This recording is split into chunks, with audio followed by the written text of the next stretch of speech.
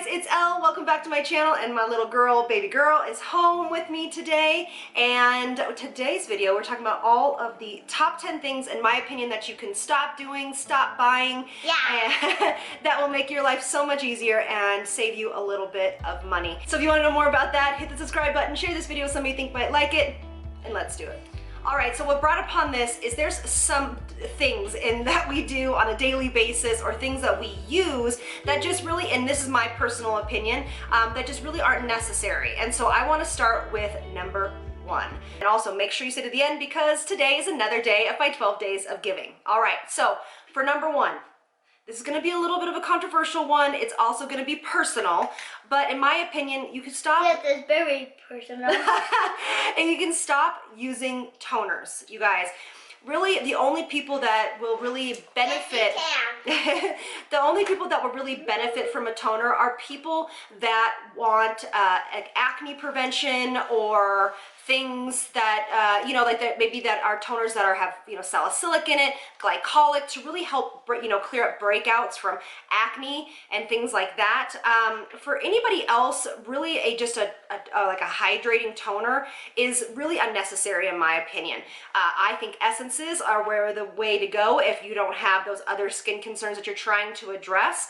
The only other way I think you might be needing to use a toner is something that is like that, like strategic, like you want to use a toner on certain times of the day or certain days of the week that is maybe like a AHA or a BHA toner, but it's for a purpose, that it's delivering ingredients or active ingredients. Does that make sense? So just buying a hydrating toner is not going to give you the benefits that you want of that hydration always. I just say go with a really nice hydrating essence, and it'll do the exact same thing.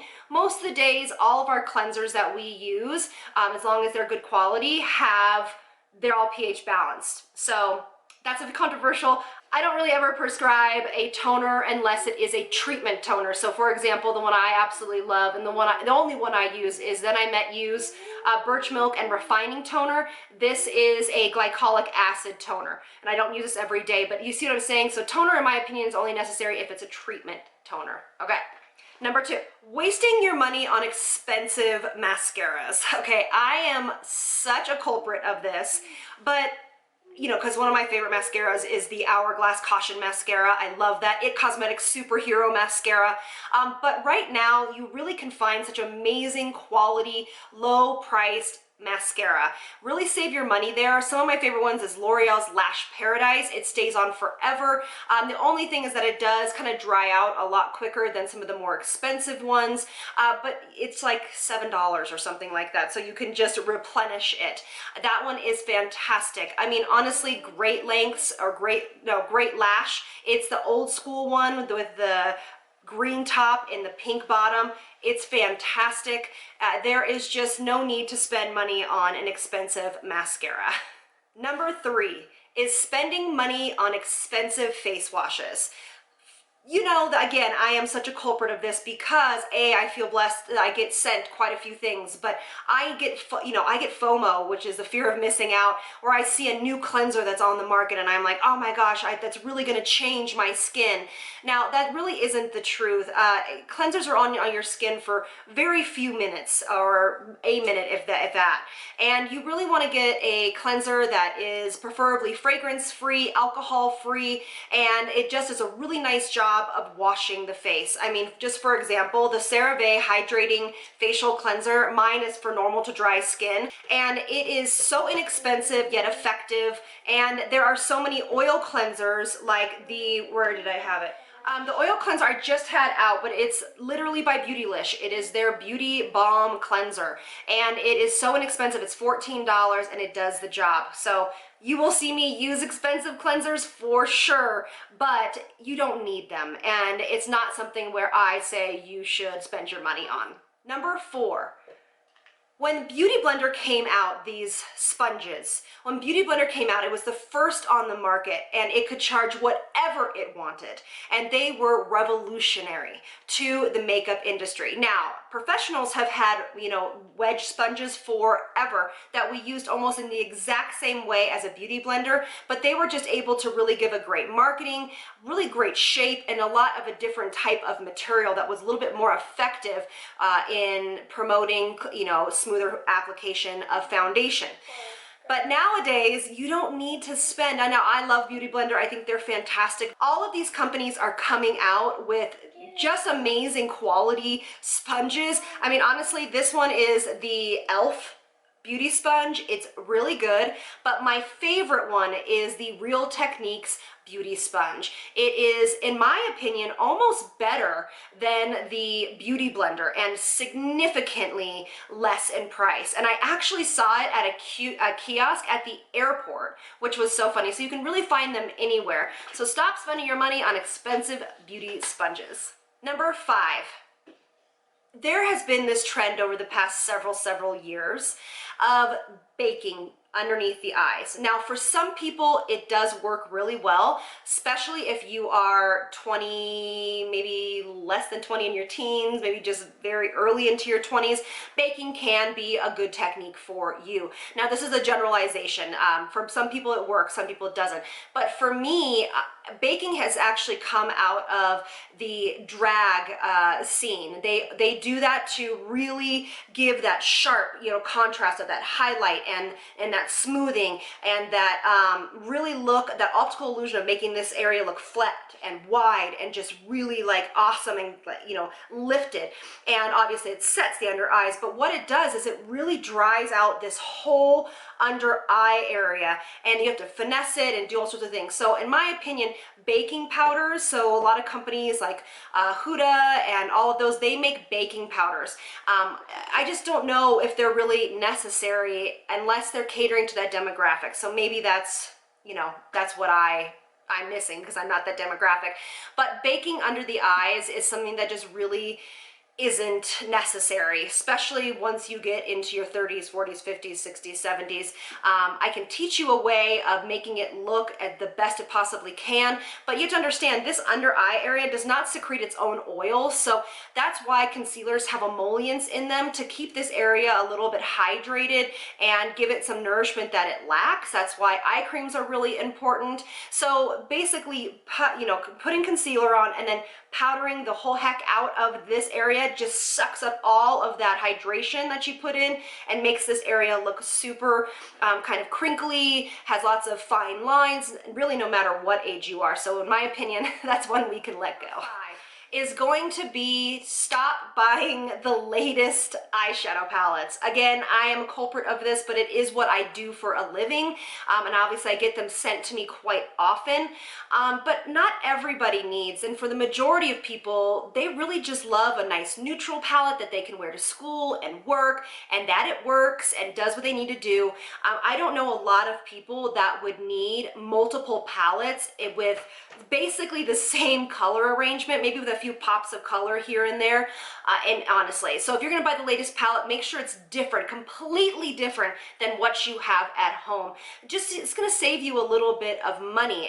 You just don't need all of that. Now again, all of this kind of scarcity marketing that the community has been doing for a little while makes you feel like you need it, but just from my point of view and my experience, you know, nobody needs 10 million different eyeshadow palettes. So practice restraint and really look at what you have. What is your collection missing?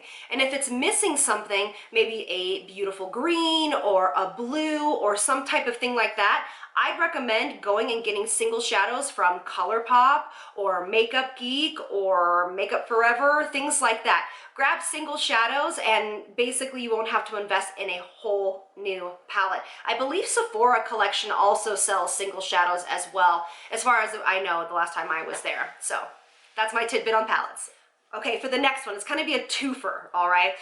It's going to be stop buying single ingredient serums. Now, they are enticing by companies like The Ordinary and the Inky List and things like that, because they usually have 1 or 2 ingredients in them, and that's what that purpose is for. And they're really enticing because they're usually super inexpensive.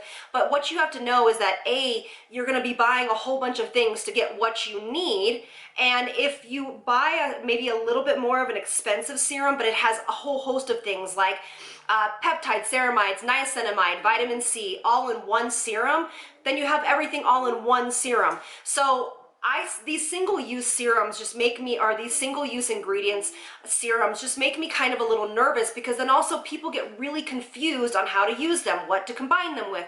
So when you are investing a little bit more in serums because of the amount of amazing ingredients they have in them, it's really better for your wallet as well as for your skin. You're getting way more bang for your buck than going for these single ingredient serums. I know they can be enticing because of the price, but just try to think of it that way. Unless you are practicing the ABCs of skincare, which is maybe you're just starting out in skincare and you don't know what to do, then you go to like the Inky List or, you know, the Ordinary, and you buy a vitamin A, a vitamin C, and a niacinamide, because that's the ABCs of skincare. So I understand that point of view because it makes it easy, you know what I'm saying? But if you're going to be a little bit more strategic about where you spend your money on serums, you want them to be jam-packed more full of more effective ingredients than just one.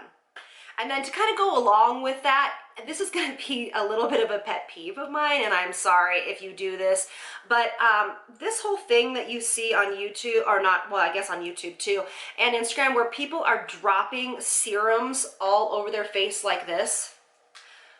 Can we stop that? I don't understand it. I don't understand why we would need to do that. I mean, it makes a beautiful photo and a beautiful like slow shot with music behind it. Don't get me wrong. I think it's gorgeous and it's a great way to show texture of the actual product, but it's not effective for skincare.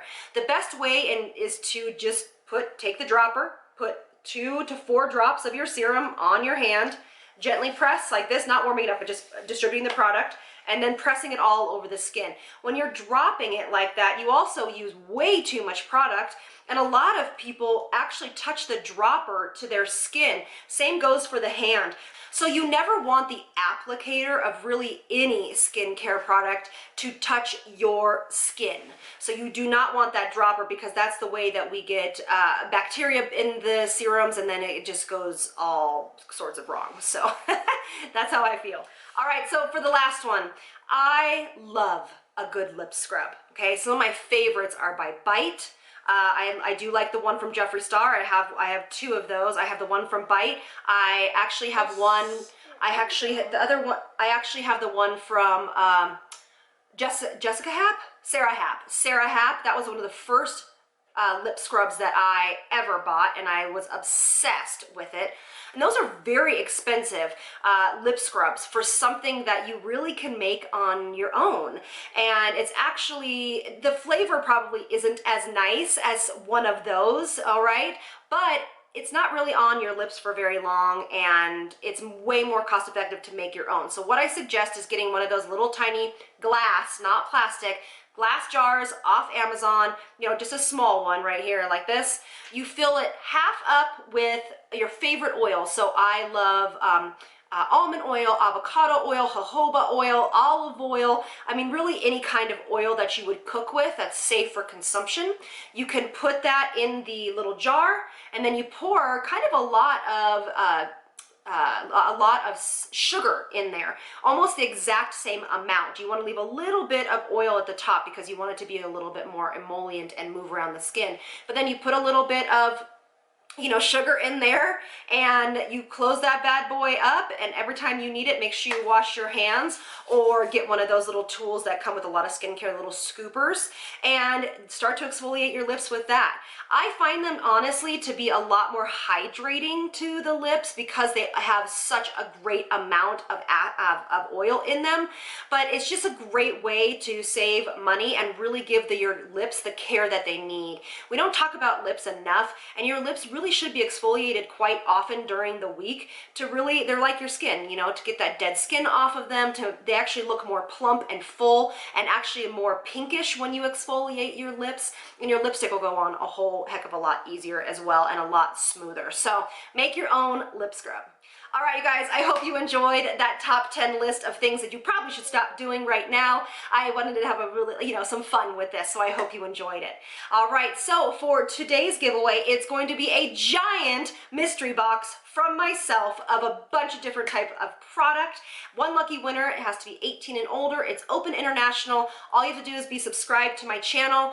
Comment below which one of the 10 things kind of caught your eye or gave you like an aha moment or made you laugh. I would love to hear the couple of the ones that really resonated with you on that we just talked about. And this will end 48 hours after this video goes live. All of the details will be in the description box, and it just tell you when it ends and all of that good stuff. So I can't wait to see you all in the comments. Thank you so much for being here. Lots of love from me to you. Bye, loves.